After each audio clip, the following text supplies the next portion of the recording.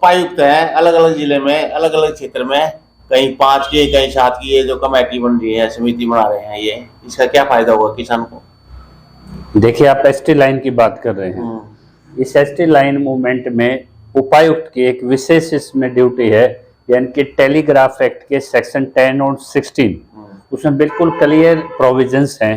उनको इसमें मजिस्ट्रेट के राइट्स दिए गए हैं और कोड ऑफ सिविल प्रोसीजर्स के उनको क्षेत्राधिकार दिया गया है। और जब भी किसान की कोई इसमें ऑब्जेक्शंस के साथ अपील लगती है और उसमें टेम्परेरी इंजेक्शंस के लिए वो लगाता है, तो उसको विद इन मंथ डिसाइड करने के लिए सबसे पहली जो इसमें जुडिशल स्टेप है वो डिस्ट्रिक्ट कलेक्टर, जिसको बोलते हैं हम डीसी बोलते हैं, डीएम बोलते हैं, उसके पास तीनों प्रभार हैं। वो ड्यूटी मजिस्ट्रेट भी वही नियुक्त करता है और एज ए ड्यूटी वो एडमिनिस्ट्रेटर भी पूरी डिस्ट्रिक्ट का वो है और रेवेन्यू का भी वो हेड है।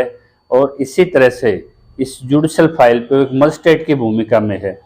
तो वो कहीं ना कहीं अपनी भूमिका से बचते हुए, जैसे 7 मेंबर की कमेटी भिवानी में उन्होंने कोशिश की किसानों को भ्रमित करने के लिए। वहाँ किसानों ने सीधा चीफ सेक्रेटरी को लिखा कि जिसका जुरिडिक्शन पड़ता है, ये जो जिसको डिसाइड करना है, वो अपना जुरिडिक्शन नीचे डाल रहे हैं। इसी के तहत तो ये बना रहे हैं, उनको अधिकार नहीं है ना उसका। अच्छा, जब एक उसका किसानों को भ्रमित करने की एक मामला है। डिस्ट्रिक्ट मजिस्ट्रेट के लिए यदि कोई फिक्स कर दिया गया है कि विद इन मंथ इन सेक्शनों में ये डिसाइड करेगा। अब जैसे कि टेली कम्युनिकेशन एक्ट 2023 वो भी आज प्रभाव में आ चुका है और उसके भी सेक्शन 18 अंडर 2 प्रोविजंस में डिस्ट्रिक्ट जो मजिस्ट्रेट की जो भूमिका है, मैं कहूँगा कि उसमें वो उनकी ड्यूटी बाउंड है उनको सुनने के लिए। लेकिन भिवानी में जैसे उन्होंने 7 मेंबर्स कमेटी बना दी, इसी तरह विभिन्न डिस्ट्रिक्टों में वो कमेटी बना रहे हैं। तो वो किसानों के डॉक्यूमेंट्स लेने के लिए, जिनकी ऑथेंटिसिटी कोई भी नहीं है, किसानों को भ्रमित करने के लिए इस तरह की कमेटियां बनाते हैं। और भिवानी में तो जो हमारे साथी किसान नेता चला रहे हैं वहाँ पे राकेश आर्य, उन्होंने चीफ सेक्रेटरी को तुरंत लिखा कि एक्सीड जुडिक्शन का मामला है, जिसका क्षेत्राधिकार नहीं होता उनको इस चीज़ के लिए नियुक्त कर रहे हैं वो, और बगैर फाइल को डिसाइड किए वो कहीं उस पर ड्यूटी मजिस्ट्रेट नहीं लगा सकते।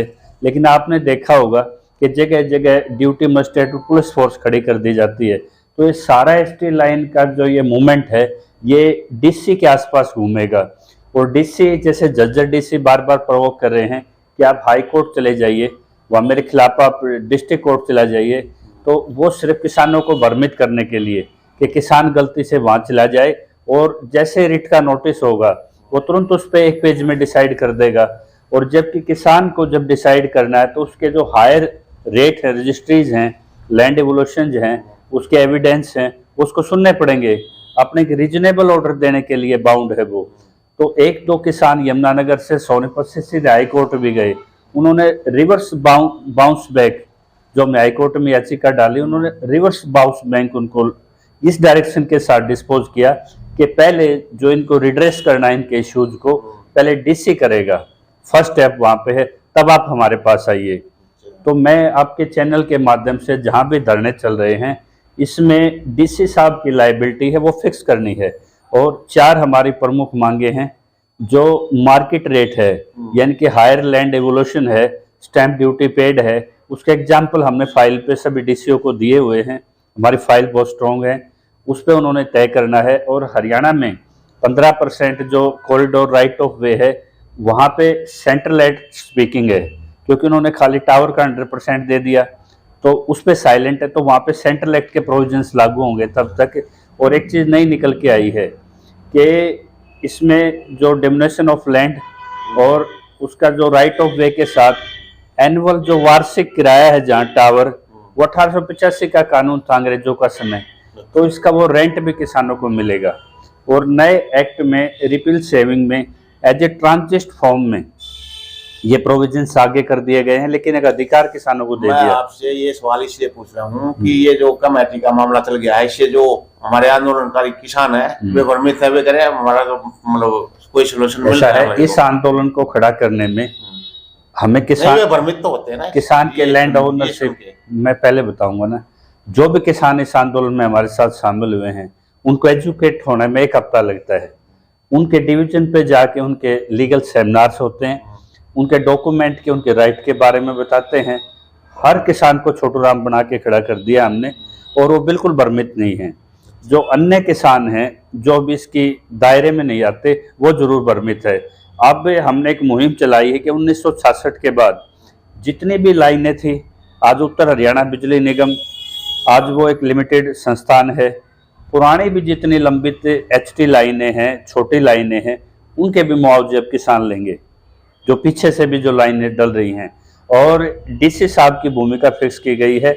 आपको पता हुआ खरर पंचायत से ट्रैक्टर मार्च की घोषणा की गई, उसके अगले दिन ही DC साहब का फोन आता है कि आपके जुडिशल अपीलों के नंबर दे दिए गए हैं, आपके मैं नोटिस तैयार कर रहा हूं जिन जिन किसानों को हियरिंग के लिए लेना है। जैसे ही कल आपके देखा होगा दलाल खाप के 84 में दिवाड़ी खेड़े में पंचायत होती है, सवेरे DC की कॉल आ जाती है कि आप अपने मुद्दों के साथ आइए।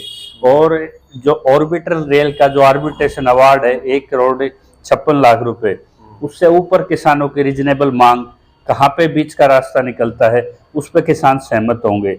हम बगैर DC से डिसाइड किए बगैर हम एक स्टेप भी आगे नहीं ले जाना चाहते, क्योंकि DC साहब खुद ये चाहते हैं कि उनकी ये जिम्मेदारी घटे, और वो प्रवोक करते हैं। जैसे जज DC कर रहा है कि आप सेशन कोर्ट चले जाइए, हाई कोर्ट चले जाइए। हम क्यों हाई कोर्ट चले जाएं जब आप मेंबर स्टेट की उसमें पावर हैं?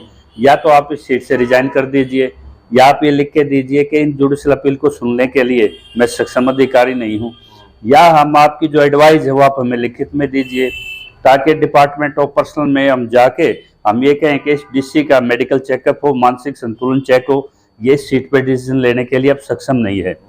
तो DC साहब हाथ जोड़ते हुए नजर आ रहे हैं जहाँ भी, और ये आंदोलन DC के कार्यालय और DC की जिम्मेदारी पे फिक्स होगा।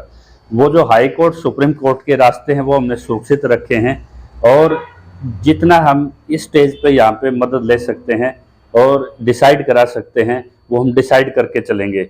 और आपके लिए अच्छी खबर ये है कि जिस गांव से लाइनें निकलेगी वहाँ 22 से 25 लाख रुपए तक CSR फंड के लिए भी सरकार से हमारी बातचीत चल रही है।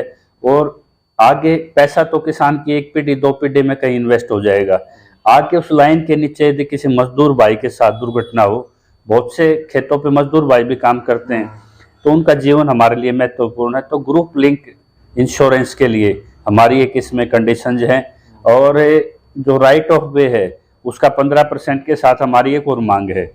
यदि 52 मीटर के साथ कुछ पैच बच जाता है जमीन का खेत के दोनों तरफ, तो उस पर यदि सरकार किसानों की मांग सुनती है तो उस पर हम NOC लेना चाहते हैं, ताकि उसके साथ कोई भी कमर्शियल एक्टिविटी किसान अपने खेत में खुद कर सके। क्योंकि उसकी खेत की कीमत डाउन होगी तो उसको उसके नीचे कोई एक्टिविटी नहीं कर सकता एग्रीकल्चर स्पेसिफिक, तो उसमें वो उसके साथ अपनी आजीविका चला सके।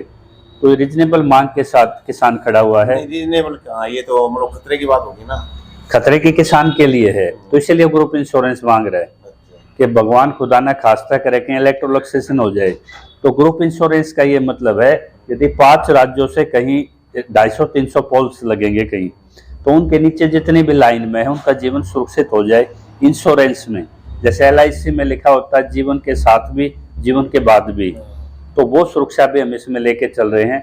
और एक बड़ी बात बता दूं, जब DC से हमारी मीटिंग होती है तो हम 30 साल 32 साल 25 साल इस तरह के युवा किसानों को भेज रहे हैं, और वो अपने निर्णय खुद टेबल पे डिसाइड कर रहे हैं।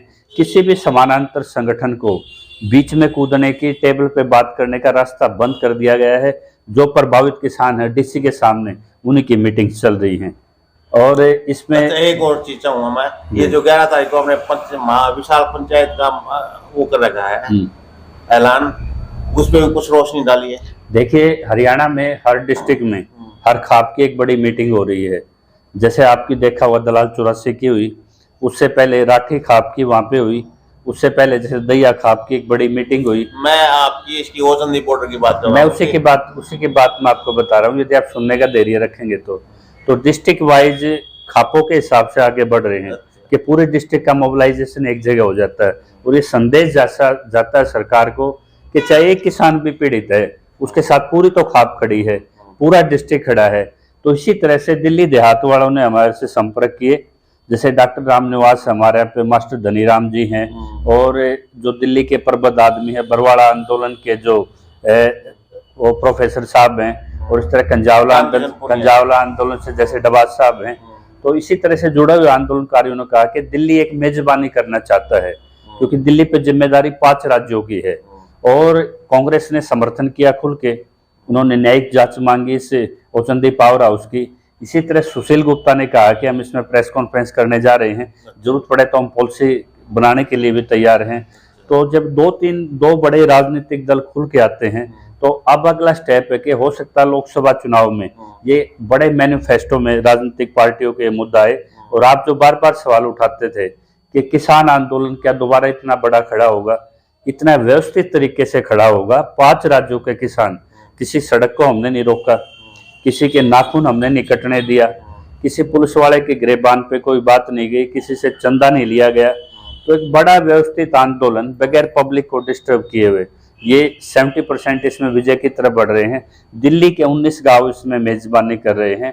भवाना बावनी ने भी इसका स्वागत किया है, और 19 गांव मिलके इसमें लंगर व्यवस्था देखेंगे और मेजबानी करेंगे, जिसमें राष्ट्रीय किसान नेता वीएम सिंह, जोगेंद्र उग्राह, और आपके दल्लेवाल, रल्दू मानसा, भाई जोगेंद्र नैन, और ये विकल्पचार, विकास सिसर, और लगभग सभी बड़े किसान चेहरे मध्य प्रदेश से शिव काका इसमें शिरकत करने जा रहे हैं। और जैसे खापों का इस आंदोलन को आशीर्वाद है, 360 के प्रधान यहाँ पहुंच रहे हैं, सर्व खाप कोऑर्डिनेटर पहुंच रहे हैं, कैप्टन मान सिंह दलाल, डॉक्टर रामनिवास, इसकी मेजबानी 19 गांव कर रहे हैं।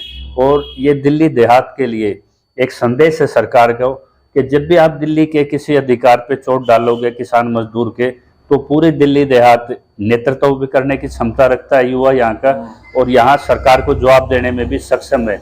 और आने वाली पीढ़ियों के लिए यह आंदोलन एक मार्ग प्रशस्त बनेगा, ताकि आगे से ही अपने अधिकारों के साथ खड़े हो सकें। और यह आंदोलन निश्चित तौर पे टेबल के टॉक के जरिए, डिप्लोमेसी के साथ, कूटनीति के साथ ये पीएमओ तक ये आंदोलन पहुंच चुका है। और भगवान करे कि इस आंदोलन में बगैर किसी की कोई हानि हुए, बगैर किसी की राजनीतिक कैरियर को ठेस पहुंचे हुए, इसमें सभी का समायोजन है। किसी भी राजनीतिक दल का कोई भी प्रतिनिधि इसमें आ सकता है, किसी भी संगठन का आ सकता है, खुला मंच है, और मुद्दों पे केंद्रित इसमें बात होगी। तो निश्चित तौर पे एक ऐतिहासिक पंचायत होने जा रही है, जिसमें मैं आपसे सब इसे निवेदन करूंगा कि 11 बजे औचंदी बॉर्डर पर एक बड़ी संख्या में आप अपने 11 बजे 11 तारीख को जी आप पहुंचे वहां पे, और इसके भागीदार बने आप। जी। और आप इसके दिल्ली देहात के जितने भी आसपास के गांव हैं वो इसमें मेजबान भी हैं, उनको व्यवस्था भी देखनी है, पार्किंग से लंगर की। और एक बड़ी चीज है, 13 तारीख को पंजाब हरियाणा से भाई भी आ रहे हैं उठ के किसान, उनके लिए लंगर व्यवस्था में दिल्ली अब की बार क्या मदद कर सकती है, उनके साथ आवाज में अपनी आवाज कैसे मिला सकती है। मतलब इस औचंदी बॉर्डर मूवमेंट ने एक चीज बता दी कि जाति से ऊपर, बॉर्डरों से ऊपर हर जगह किसान का भाईचारा है वो एक है। और इसी एकता की एक मिसाल आपको 11 तारीख को देखने को मिलेगी। जी नमस्कार। नमस्कार, आप देख रहे थे डॉक्टर शमशेर सिंह को, देव इंडिया लाइव से। धन्यवाद।